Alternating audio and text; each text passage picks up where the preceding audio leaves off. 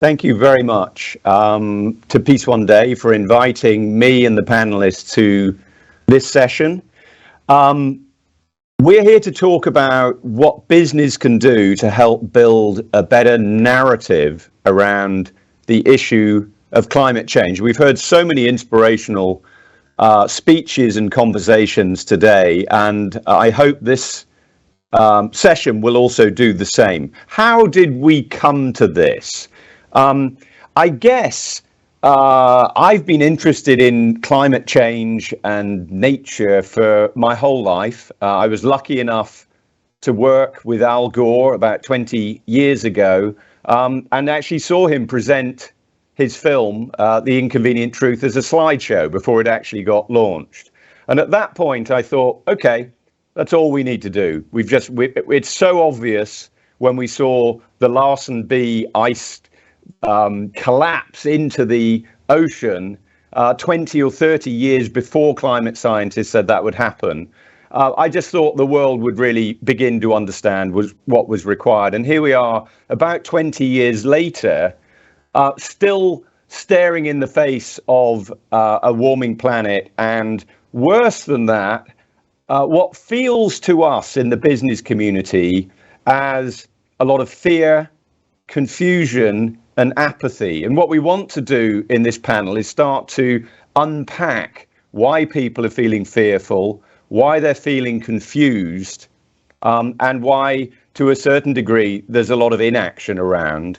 And our goal on this panel is to talk about how we end confusion.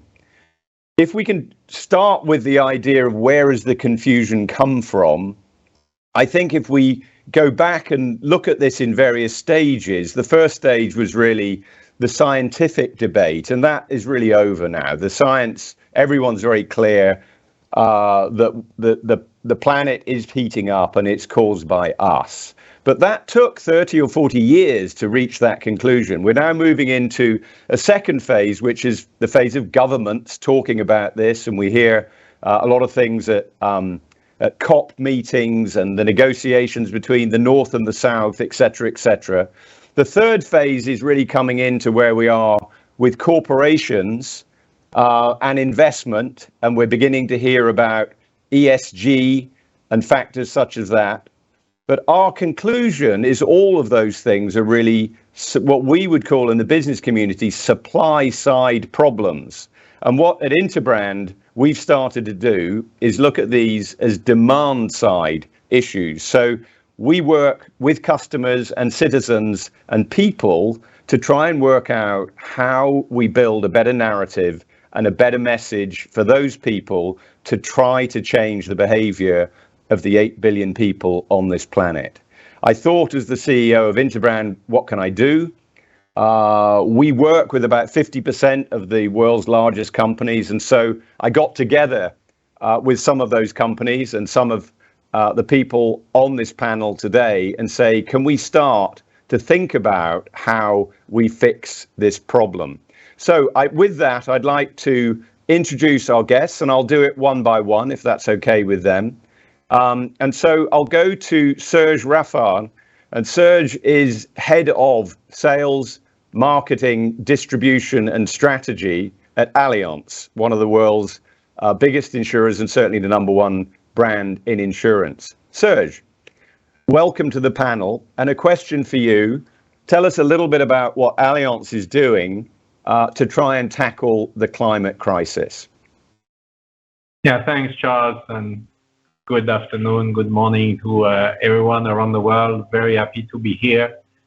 As Charles mentioned, we are the largest insurance asset manager in the world, and our purpose is we secure your future. And so for us, it's not only about delivering insurance and asset management products to secure the future of our customers, but our customers tell us, if you don't help with the world around us, with the community around us, there is no future. So we started to think, so how can we be most impactful? And it starts with all the $100 billion of investment we direct every day. and by investing in more environmentally friendly companies and projects. But as you mentioned, Charles, that's still, very far for anybody in the street.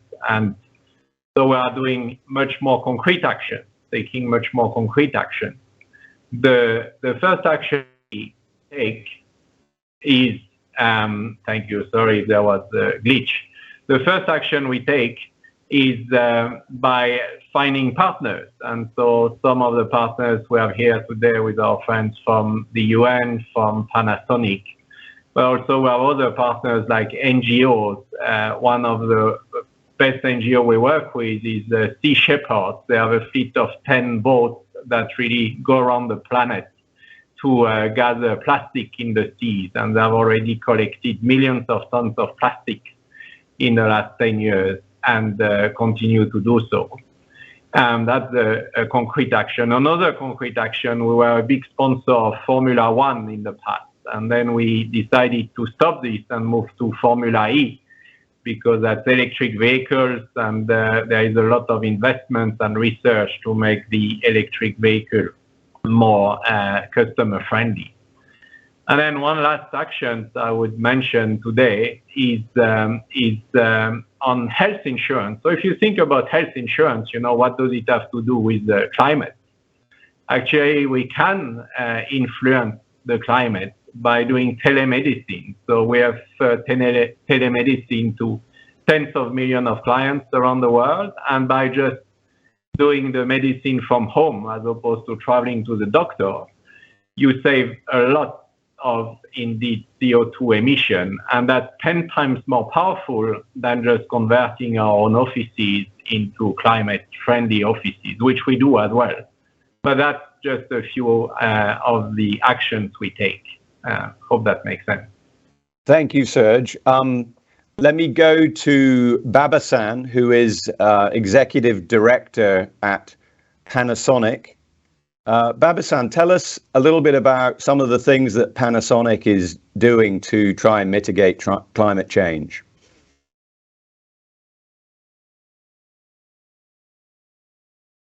Sorry, it's muted.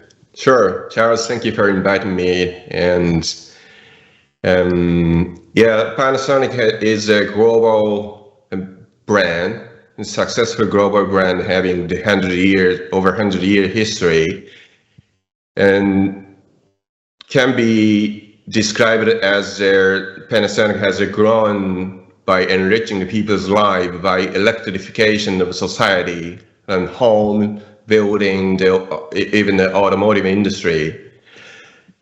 But so Panasonic is very honored to serve 1 billion customers touching Panasonic products every day.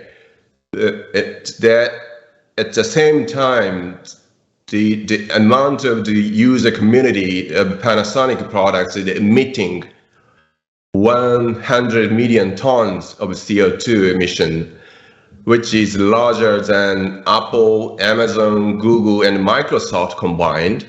It's an enormous amount of CO2 every year. Our products, when the customer uses our products, they consume 1% of global electricity. It's larger than all the data center combined. Amazon, Netflix, and Alibaba, Tencent, everything. It's a so huge amount of electricity and energy run by our daily lives, and air conditioning, lighting, and food cooling or something.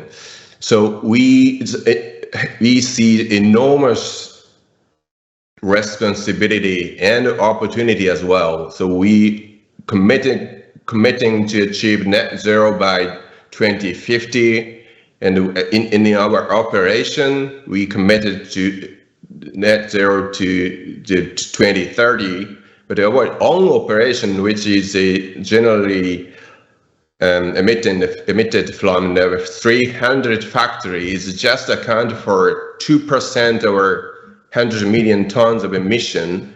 So other 80% more come from the consumer, and customer, B2B customer. So we need to engage with them to take collaborative action to make something happen with us.